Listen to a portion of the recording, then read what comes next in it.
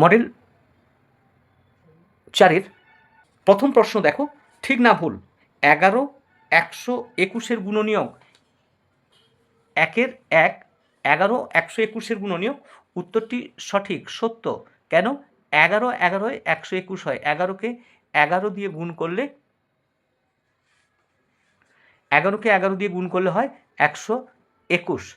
এরপর দেখো 1-এর 2-এর কোশ্চেন কী চেয়েছে না, রোমান সংখ্যায় প্রকাশ করতে হবে 89। এটিও এর আগে হয়ে গেছে মডেল 1-এর 1-এর দাগে। তবু আমি আলোচনা করছি 89 মানে কী হবে তাহলে 50 যুক্ত 30 80 যুক্ত 9। তাহলে 50-এর জন্য হচ্ছে এল, 30-এর জন্য হবে এক্স এক্স এক্স, আর 9-এর জন্য আই এক্স।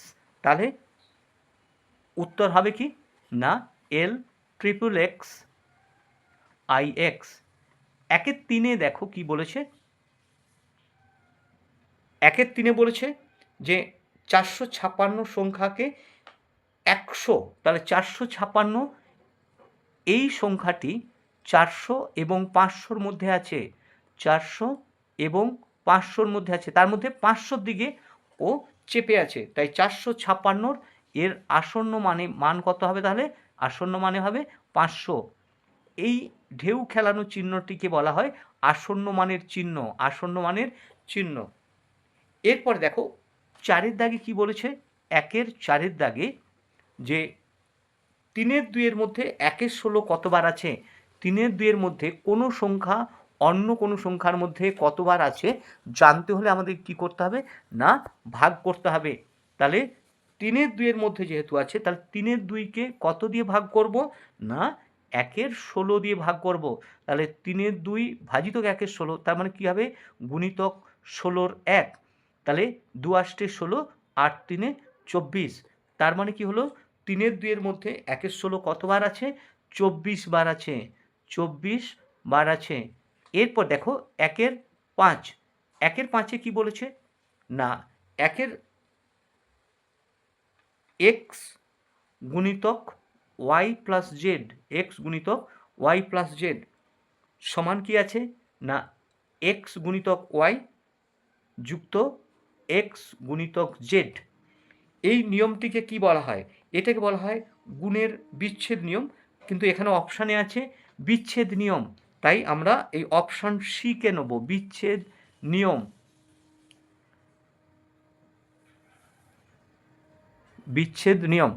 এরপর দেখো 1-এর 6, 1-এর 6-এ কী আছে না 1-এর 6-এ আছে একটি ত্রিভুজের 3টি বাহুর দৈর্ঘ্য এক্স ওয়াই এবং জেড হলে ত্রিভুজটির পরিসীমা কত হবে?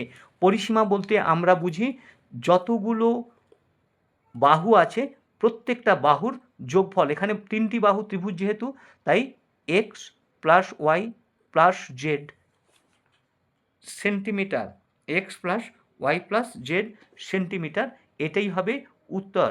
তাহলে ত্রিভুজটির পরিসীমা কী হবে? X plus y plus z centimetre.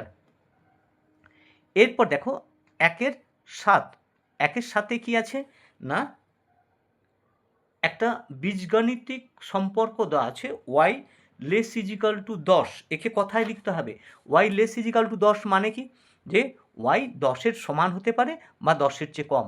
তাহলে ওয়াই এর মান 10-এর সমান বা কম, 10-এর সমান বা কম। এরপর দেখো কি আছে যে তুমি একটি রেখা আঁকার জন্য কমপক্ষে কটি বিন্দু নেবে? এক্ষেত্রে 1-এর 8-এর উত্তর হবে কি 2টি বিন্দু নেব, 2টি বিন্দু নেব। কেন? দুটো বিন্দুর কমে আমরা সরল রেখা টানতে পারবো না, একটা রেখা টানতে গেলে তাহলে 2টি বিন্দু লাগবে, 2টি বিন্দু লাগবে। এরপর দেখো 10-এর দাগে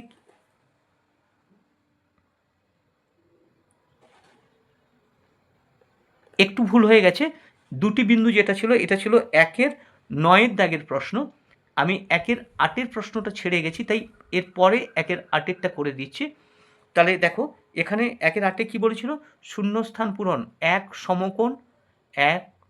সমকোণ সমান ড্যাশ গুণিতক এক সরল কোণ।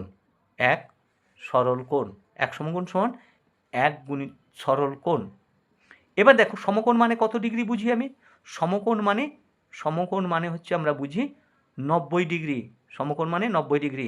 আর সরল কোণ মানে 180 ডিগ্রি। সরল কোণ মানে 180 ডিগ্রি। তাহলে 90-এর দ্বিগুণ হয় 180।